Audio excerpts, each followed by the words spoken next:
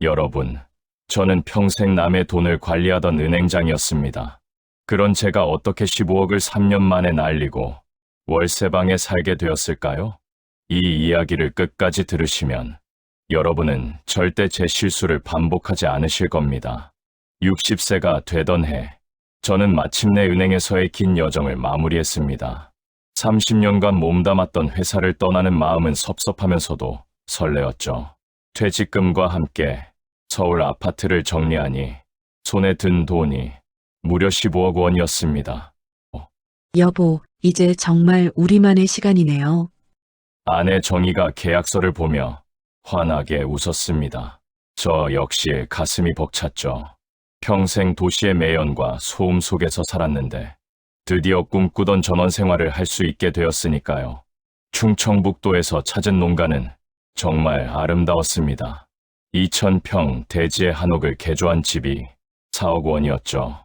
서울 아파트 한 채 값보다도 저렴했습니다. 이런 넓은 곳에서 살 수 있다니 정말 꿈 같아요. 정희가 마당을 보며 감탄했습니다. 계약을 마치고 나니 통장에는 여전히 11억이 남아 있었습니다. 이 정도면 여생을 편안하게 보낼 수 있을 거라고 생각했죠. 은행장으로 일하면서 수많은 재정 계획을 세워봤으니 내 인생 설계쯤이야 문제 없을 거라고 자신했습니다. 이사를 마치고 첫날 밤, 저희는 마당에 나가 별을 봤습니다. 서울에서는 볼 수 없던 쏟아질 듯한 별빛이었죠. 여보, 우리 정말 잘한 선택 같아요. 정희가 제 팔을 꼭 잡으며 말했습니다. 그때만 해도 저는 이 모든 게 행복의 시작이라고 믿었습니다. 새벽에 들려오는 새소리에 잠에서 깼습니다. 창문을 열자 푸른 들판이 한눈에 들어왔죠. 도시에서 30년 넘게 살면서 이런 풍경을 본 적이 언제였나 싶었습니다. 커피를 마시며 마당을 거닐었는데 모든 것이 그림 같았습니다. 이제 진짜 인생이 시작인 것 같아요. 아침 식사를 하며 정희가 말했습니다. 저도 고개를 끄덕였죠. 은행에서의 스트레스, 서울의 복잡함, 모든 걸 뒤로 하고 새로운 삶을 시작하는 기분이었습니다. 15억이라는 든든한 미천도 있고 건강도 괜찮았으니 뭐든 할 수 있을 것 같았어요. 하지만 이 행복이 이렇게 짧을 줄은 꿈에도 몰랐습니다. 더 큰 시련이 저희를 기다리고 있었거든요. 이사 온 지 일주일 후 마을 사람들이 하나둘 찾아왔습니다. 잘 오셨어요. 도시에서 오느라 고생하셨겠네요. 모두들 반갑게 인사해 주었죠. 처음엔 정말 고마웠습니다. 이런 인심이 시골의 매력이구나 싶었어요. 옆집 할머니는 직접 김치까지 가져다 주셨습니다. 도시 사람들은 김치 담그기 어려우시죠? 정희가 고개를 숙이며 고맙다고 했어요. 뒷집 아저씨도 뭐 필요한 거 있으면 언제든 말씀하세요. 라며 친절하게 말씀해 주셨습니다. 그런데 한 달쯤 지나니 분위기가 달라지기 시작했습니다. 옆집 아저씨가 얼굴을 찌푸리며 저희 집 울타리를 유심히 보더니 이거 경계선 넘어선 것 같은데요? 하며 말을 꺼냈습니다. 아니에요. 계약할 때 측량해서 확인했는데요. 저는 당황하며 대답했습니다. 하지만 아저씨는 고개를 저었죠. 아니에요. 우리 논두렁까지 침범했어요. 40cm나 넘어왔다고요. 그 다음 날 아저씨는 측량사까지 데려왔습니다. 줄자를 재고 도면을 확인하는 모습을 보니 뭔가 심상치 않았어요. 결과는 정말로 저희 울타리가 경계선을 넘어섰다는 것이었죠. 겨우 40cm인데 이렇게까지 해야 하나 싶었지만 이웃과의 관계를 생각해서 참을 수밖에 없었습니다. 측량비 50만 원. 울타리 철거하고 다시 설치하는 비용 300만 원입니다. 아저씨가 계산서를 내밀었습니다. 350만 원이라니 서울에서라면 이런 일로 이렇게까지 하지는 않을 텐데요. 하지만 여기서 살아야 하니 어쩔 수 없었습니다. 그날 밤 저는 술을 한 잔 따라놓고 앉았습니다. 이게 과연 내가 꿈꾸던 인생일까? 혼잣말이 저절로 나왔죠. 정희가 옆에 앉으며 말했습니다. 여보, 처음이니까. 이런 일도 있는 거 아닐까요? 하지만 이건 시작일 뿐이었습니다. 며칠 후에는 뒷집 할머니가 찾아왔어요. 댁들 집 하수 때문에 우리 집 땅이 젖어요. 배수로 공사해 주세요. 또 돈이 나갈 일이었죠. 하수 배수로 공사비가 200만 원이라고 했습니다. 앞집 아주머니도 불만을 표했습니다. 댁들 집 나무 때문에 우리 집이 그늘져요. 가지치기 좀 해주세요. 나무 가지치기 비용이 또 100만 원이었어요. 한 달 사이에 650만 원이 나간 거였습니다. 제가 평생 숫자로 계산해온 인생에서 이런 예상치 못한 비용들은 계산에 없었습니다. 서울에서라면 아파트 관리사무소에 전화 한 통이면 해결될 일들이었는데 여기서는 모든 게 제 몫이었어요. 그리고 모든 문제 뒤에는 항상 돈이 따라왔습니다. 사람들의 시선도 달라지기 시작했습니다. 서울 사람들은 돈이 많아서 좋겠네? 우리는 평생 여기 살면서도 그런 공사 못 해봤는데. 이런 말들이 들려왔어요. 처음에 따뜻한 환대는 사라지고 어딘가 계산적인 느낌이 들기 시작했습니다. 이때만 해도 이런 갈등이 아무것도 아니라는 걸 몰랐습니다. 진짜 지옥은 겨울에 시작될 예정이었거든요. 한 달 후, 마을회관에서 주민 모임이 있다는 연락을 받았습니다. 저는 새로 이사 온 주민으로서 인사라도 해야겠다 싶어서 정희와 함께 나갔죠. 회관에는 마을 사람들이 20여 명 모여 있었습니다. 박 씨네 가족 잘 오셨어요. 여기는 우리 마을 이장님이시고요. 누군가 소개해 주었습니다. 이장님은 60대 후반으로 보이는 분이었는데 날카로운 눈매가 인상적이었어요. 마을에서 오래 사신 분 같은 포스가 느껴졌습니다. 서울에서 오신 분들이죠. 여기 마을 규칙을 설명드릴게요. 이장님이 종이를 내밀었습니다. 품앗이 참여, 마을 회비, 대청소 참여, 각종 행사 협조 등이 빼곡히 적혀 있었죠. 예상했던 것보다 훨씬 세세한 규칙들이었어요.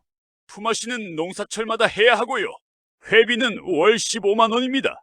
월 15만 원이라니 서울 아파트 관리비보다 비쌌어요.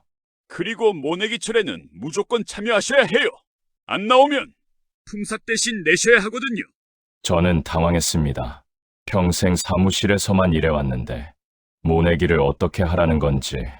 저는 농사일을 해본 적이 없는데요. 제가 조심스럽게 말하자 이장님이 웃으며 대답했습니다. 다 배우는 거죠. 여기 살려면 우리 방식대로 해야죠. 첫 품앗이 날, 저는 새벽 5시에 일어나 논으로 나갔습니다.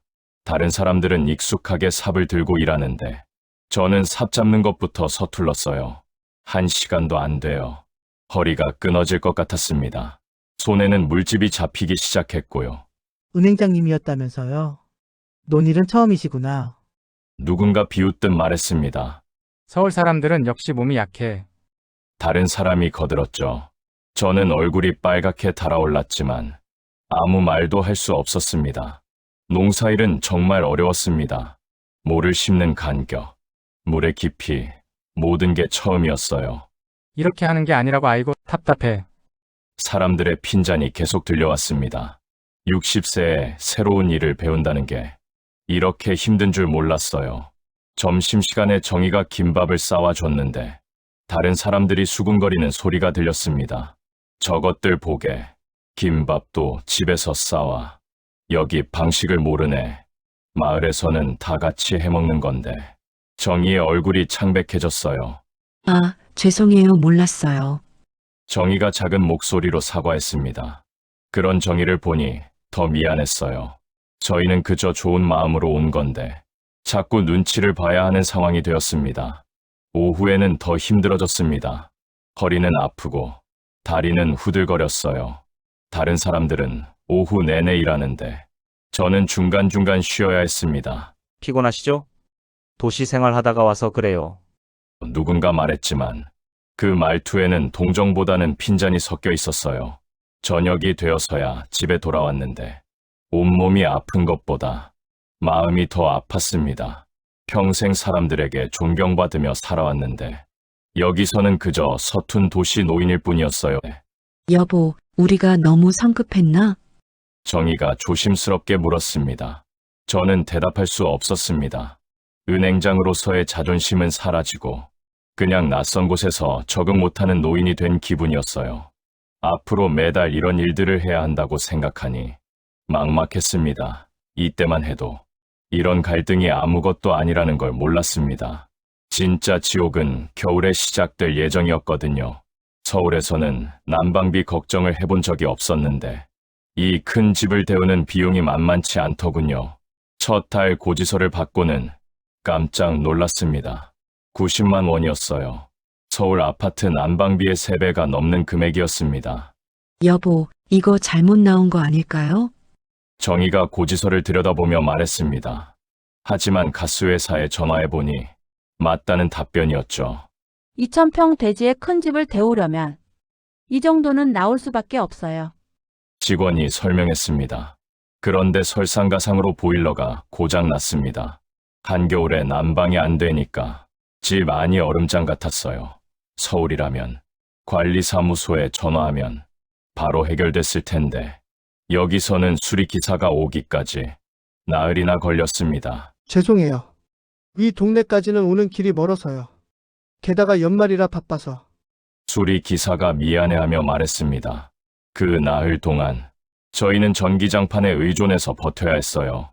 정희가 감기에 걸렸고 저도 온몸이 찌뿌둥했습니다. 눈이 오기 시작하자 더 큰 문제들이 생겼습니다. 마당에 눈을 치워야 하는데 워낙 넓다 보니 하루 종일 해도 끝나지 않았어요.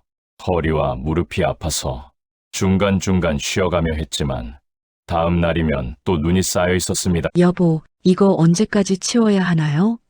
정희가 지친 목소리로 물었습니다.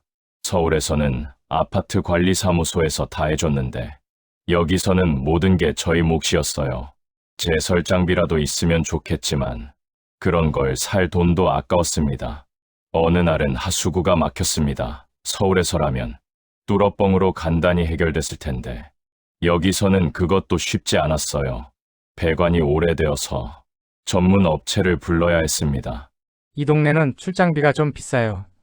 20만 원입니다. 업체 직원이 설명했죠. 20만 원이요? 서울에서는 5만 원인데 제가 놀라서 말하자 여기까지 오는 기름값, 시간값 다 포함된 거예요. 라고 답했습니다. 시골이라고 더 싸질 줄 알았는데 오히려 더 비싼 경우가 많았어요. 지붕에서 물이 새기 시작했을 때는 정말 막막했습니다. 수리 업체를 찾아도 겨울에는 공사가 어려워요. 봄까지 기다리셔야 할 것 같은데요. 라는 답변뿐이었어요. 대야를 곳곳에 놓고 물을 받으며 버텨야 했습니다. 밤마다 똑똑 떨어지는 물소리에 잠을 이룰 수가 없었습니다. 아파트 살 때는 관리실 전화만 하면 됐는데 제가 한숨을 쉬며 말하자 정희도 고개를 끄덕였습니다. 여보, 우리가 너무 모르고 왔나 봐요.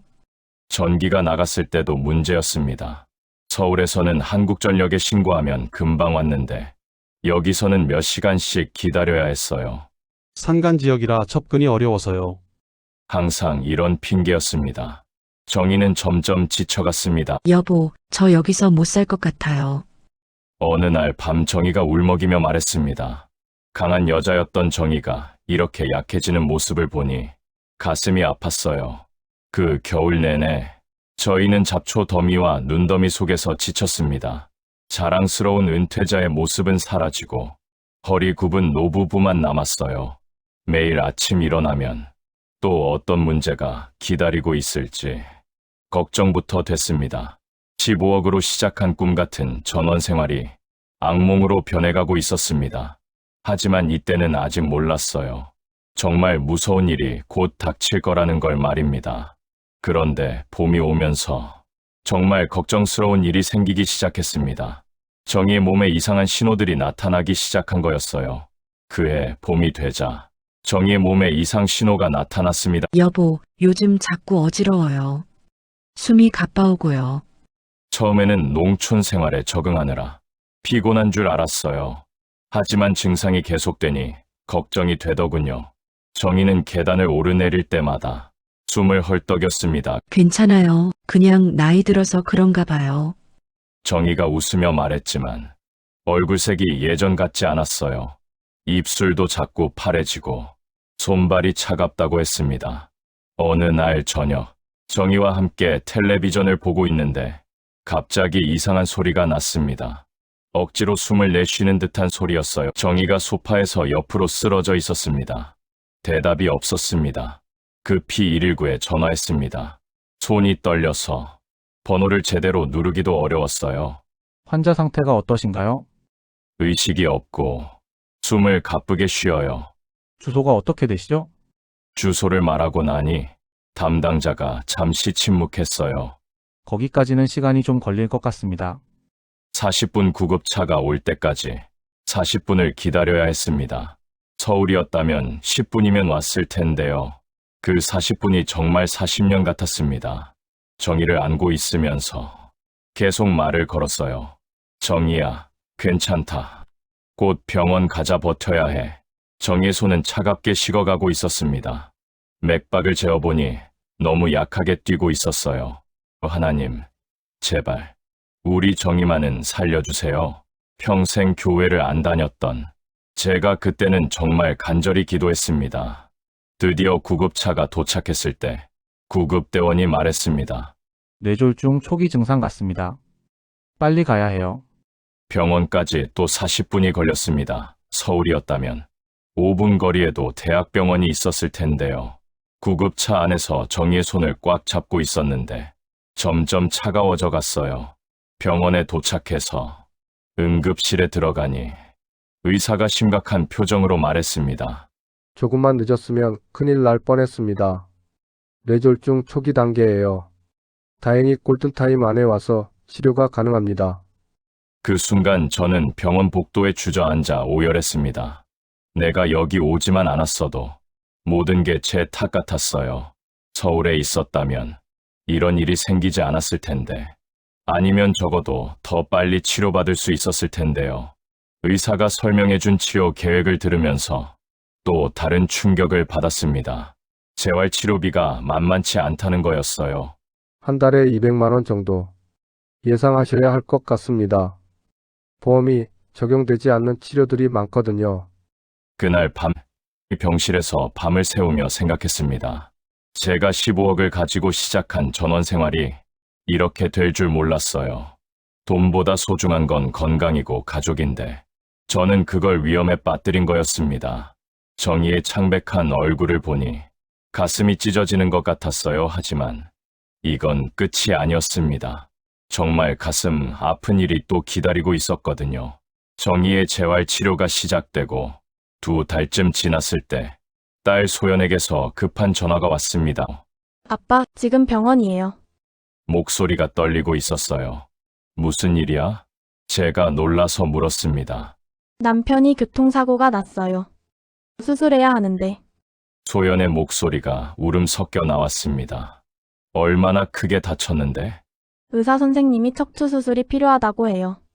근데 수술비가 1억 원이래요. 1억 원이라는 숫자가 머릿속에서 맴돌았습니다. 지금까지 정희 치료비로도 많이 나갔는데 거기에 1억 원을 더 써야 한다니. 하지만 사위는 제게는 아들 같은 존재였어요. 그리고 소연이 그렇게 울고 있는데 어떻게 모른 척할 수 있겠습니까? 사고가 어떻게 난 거야? 제가 자세히 물었습니다. 고속도로에서 트럭이 추돌했어요. 척추 3번째, 4번째가 부러졌대요. 소연이 흐느끼며 설명했습니다. 수술 안 하면 평생 휠체어에 앉아 있어야 한다고. 아빠 어떡하죠? 보험도 일부만 되고. 소연이 계속 울었습니다. 저는 하늘을 올려다보며 주먹을 꽉 움켜쥐었어요. 내가 아버지인데 어떻게 모른 척하냐. 가족이 위험한데 돈이 무슨 소용입니까? 사위가 평생 휠체어에 앉아있을 수는 없잖습니까? 사위 수술은 다행히 성공적으로 끝났습니다. 8시간 동안 이어진 대수술이었어요. 소연이 전화로 감사하다고 울먹였습니다. 아빠 정말 고마워요. 아빠가 아니었으면 어떡했을지. 하지만 저는 마음이 편하지 않았습니다. 통장 잔고를 확인해 보니 5억 원 정도 남아 있었어요. 처음 15억에서 10억이 사라진 거였습니다. 집 살 때 4억, 각종 수리비와 생활비로 2억, 정희 치료비로 3억, 사위 수술비로 1억 이렇게 계산해보니 돈이 물 쓰듯 나간 게 실감났습니다. 여보, 우리 돈이 너무 많이 나갔네요. 정희가 걱정스러운 표정으로 말했습니다. 재활 치료를 받으면서 많이 좋아졌지만 여전히 지팡이 없이는 걷기 어려웠어요. 제가 대답했죠. 괜찮아. 아직 5억이 남아있잖아. 하지만 속으로는 불안했습니다. 이 속도로 나가면 얼마나 버틸 수 있을지. 소연이 가끔 안부 전화를 했습니다. 아빠 미안해요. 아빠 돈 쓰게 해서. 아니야. 내 남편 낳은 게 더 중요하지. 제가 딸을 위로했지만 실제로는 걱정이 태산 같았어요. 사위가 회복되어 다시 일할 수 있을까? 우리 돈은 언제까지 버틸 수 있을까? 그때는 몰랐습니다. 이제 정말 절망적인 상황이 기다리고 있다는 걸 말이에요. 정희의 건강이 조금씩 회복되면서 저희는 현실을 직시하기 시작했습니다. 농촌 생활은 생각했던 것보다 훨씬 어려웠고 돈은 계속 나가기만 했어요. 이제는 솔직히 인정할 수밖에 없었습니다. 저희에게 이 생활은 맞지 않는다고요. 매달 나가는 돈을 계산해보니 정말 무서웠습니다.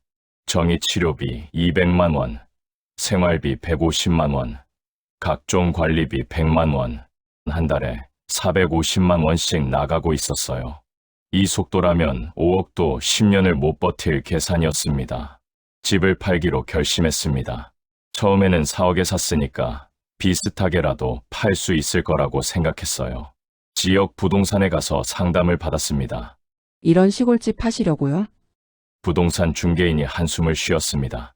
요즘 이런 시골집은 아무도 안 사요. 젊은 사람들은 다 도시로 나가고 노인분들은 이미 집이 있고. 중개인의 설명을 들으니 머리가 띵했어요. 그럼 얼마에 팔 수 있을까요? 잘해야 2억 정도? 급하시면 그것도 어려워요. 2억이라니 반값도 안 되는 가격이었습니다. 제가 항의했죠. 2년 전에 4억에 샀는데 어떻게 반값밖에 안 돼요? 시세가 그래요. 더군다나 코로나 때문에. 귀촌붐도 끝났고 이제는 오히려 도시로 돌아가려는 사람들이 많아요. 집에 돌아와서 정희와 상의했습니다. 여보, 어떡하죠? 2억에 팔면 2억 손해인데요. 정희도 한숨을 쉬었어요. 그래도 여기서 계속 살 수는 없잖아요. 병원도 멀고 생활하기도 어렵고 그로부터 1년 반 동안 집을 내놓고 있었지만 매수자는 단 한 명도 나타나지 않았습니다. 가끔 보러 오는 사람들이 있었지만 모두 가격이 비싸다며 돌아갔어요. 그 사이에도 관리비, 세금, 각종 수리비는 계속 나갔습니다. 겨울마다 지붕에서 물이 새서 수리비로 100만 원씩 들었고 보일러 고장으로 200만 원, 하수구 막힘으로 50만 원. 집은 팔리지 않는데 돈만 계속 나가니 정말 답답했어요. 결국 작년에 2억에 내놓았는데 그것도 안 팔렸습니다. 1억 8천까지 내리시는 게 어때요? 부동산에서 연락이 왔습니다. 제가 혀를 찼죠. 그럼 2억 2천만 원 손해네요. 요즘 시골 부동산이 다 그래요. 팔고 싶으면. 손해를 감수하셔야 해요. 중개인이 미안해하며 말했습니다. 정말 기가 막혔지만 계속 갖고 있어봤자 돈만 더 나갈 뿐이었어요. 마침내 올해 초에 2억에 팔렸습니다. 매수자는 서울에서 온 50대 부부였는데 저희와 비슷한 꿈을 갖고 있더군요. 저는 그분들께 조심스럽게 조언했습니다. 정말 신중하게 생각해보세요. 생각보다 어려워요. 계약서에 도장을 찍는 순간 손이 부들부들 떨렸어요. 내가 무슨 바보 같은 짓을 한 거야. 혼잣말이 저절로 나왔습니다. 4억에 산 집을 2억에 파니 집값만으로 2억 손해였습니다. 그동안 들어간 각종 비용까지 생각하면 3억 가까이 손해를 본 셈이었어요. 처음 15억에서 이제 4억만 남은 거였습니다. 11억이 3년 만에 사라진 거죠. 이제 서울로 돌아가야 했지만 더 충격적인 현실이 기다리고 있었습니다. 서울로 돌아왔지만 더 이상 예전의 서울이 아니었습니다. 제가 떠난 사이 집값은 하늘 높은 줄 모르고 치솟았어요. 예전에 살던 동네 부동산에 가서 물어봤습니다. 3년 전에 판 아파트, 지금 시세가 어떻게 돼요? 아, 그 아파트요? 지금 17억이에요. 부동산 직원이 무심하게 대답했습니다. 17억이라니. 제가 15억에 판 집이 17억이 되었다는 거였어요. 저는 그 자리에서 충격으로 주저앉을 뻔했습니다. 만약 제가 농촌에 가지 않고 그냥 서울에 있었다면 17억짜리 집에 살면서 자산 증식을 했을 거였어요. 하지만 지금 제 손에는 겨우 4억만 남아 있었습니다. 17억과 4억, 그 차이가 13억이었습니다. 4억으로는 서울에서 집을 살 수 없었습니다. 가장 외진 곳의 다세대 주택도 최소 5억은 했어요. 요즘 전세도 2억은 넘어요. 부동산 직원이 설명했습니다. 결국 월세로 살 수밖에 없었습니다. 월세 70만 원짜리 다세대 주택 2층을 구했어요. 계약할 때 부동산 직원이 미안해하며 말했습니다. 좀 좁긴 한데 이 가격으로는 이게 최선이에요. 20평도 안 되는 작은 방 2개였습니다. 농촌에서 2000평 대지에 살던 것과는 하늘과 땅 차이였죠. 짐을 옮기고 첫날 밤, 저와 정희는 작은 거실에 앉아 있었습니다. 아무 말이 없었어요. 집 5억을 가지고 꿈꾸던 전원생활이 70만 원, 월세방으로 끝난 현실을 받아들이기 어려웠습니다. 밤마다 정희가 지팡이를 짚고 화장실에 가는 모습을 보면 가슴이 찢어졌어요. 뇌졸중 후유증으로 아직 완전히 회복되지 않았거든요.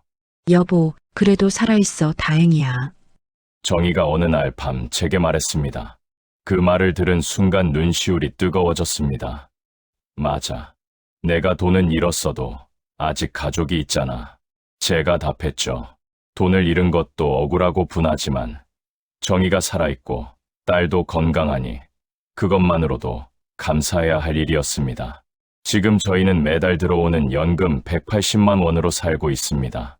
월세 70만 원, 생활비 80만 원, 정희 치료비 30만 원이면 딱 맞아떨어져요. 여유는 없지만 굶지는 않습니다. 가끔 예전 은행 동료들을 만나면 제 이야기를 들은 분들이 놀라십니다. 자네가 그런 일을, 15억이나 되는 돈을. 하지만 저는 이제 담담하게 말할 수 있어요. 돈보다 중요한 게 있다는 걸 배웠습니다. 요즘 저는 동네 경로당에서 바둑을 두며 시간을 보냅니다. 거기서 만난 할아버지들 중에는 저보다 더 어려운 분들도 계세요. 그래도 자네는 연금이라도 나오잖아. 우리는 그것도 없어. 그런 말을 들으면 제가 오히려 운이 좋은 편이라는 생각이 듭니다. 정희는 재활 치료를 받으면서 조금씩 좋아지고 있어요. 지팡이 없이도 조금은 걸을 수 있게 되었습니다. 여보, 우리 손자 보러 갈까요? 정희가 웃으며 말할 때면 이 작은 월세방도 충분히 따뜻하다는 생각이 듭니다. 저는 이제 깨달았습니다. 15억이 있을 때는 그 돈이 제 전부인 줄 알았어요. 하지만 돈을 잃고 나서야 진짜 소중한 게 무엇인지 알게 되었습니다. 가족의 건강, 함께 있을 수 있다는 것. 그게 진짜 재산이었던 거죠.